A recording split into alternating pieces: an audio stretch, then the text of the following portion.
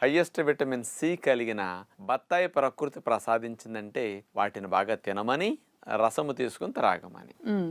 అలాంటి ముఖ్యమైన లాభాన్ని కలిగించే బత్తాయిలు ఇదైపోతే కమలాలు. సంవత్సరం పొడుగునా మనకి లోటు లేకుండా మంచి రక్షణ వ్యవస్థకి ఈ రెండు మేలు చేస్తూ ఉంటాయి అన్నమాట. అయితే డాక్టర్ గారు, బత్తాకాయలో సాధారణంగా విటమిన్ సి అనేది చాలా ఎక్కువగా ఉంటుందని, అది జ్యూస్ చేసుకుని తాగితే ఆరోగ్యానికి మంచిదన్న విషయం మాత్రమే తెలుసు అందరికీ. కానీ దీంట్లో ఏమైనా పోషక విలువలు ఉంటాయేమో మన ప్రేక్షకులకు చూపిస్తారా? 100 గ్రాముల బత్తాయి తీసుకుంటే 50 మిల్లీగ్రాముల విటమిన్ సి ఉంటుంది. హ్మ్. విటమిన్ సి మనకి సర్వసాధారణంగా ఏ విధమైన ఇన్ఫెక్షన్స్ లేనప్పుడు, అనారోగ్యం లేనప్పుడు 50 మిల్లీగ్రాములు సరిపోతుంది ఒక రోజుకి. హ్మ్. కానీ ఏదన్నా దెబ్బలు, గాయాలు, ఇన్ఫెక్షన్స్ ఉన్నప్పుడు తగ్గాలంటే 100-200 మిల్లీగ్రాముల దాకా కావాల్సి ఉంటుంది అవసరాన్ని బట్టి. హ్మ్. అలాంటి విటమిన్ సి వేడి చేస్తే నశిస్తుంది. అందుకని బత్తాయిలు ఎవరు వేడి చేసి వండుకు తినం కదా, హ్మ్. ఫ్రెష్గా జ్యూస్ తాగినా, నమిలి తిన్నా ప్యూర్గా విటమిన్ సి మంచిగా అందుతుంది.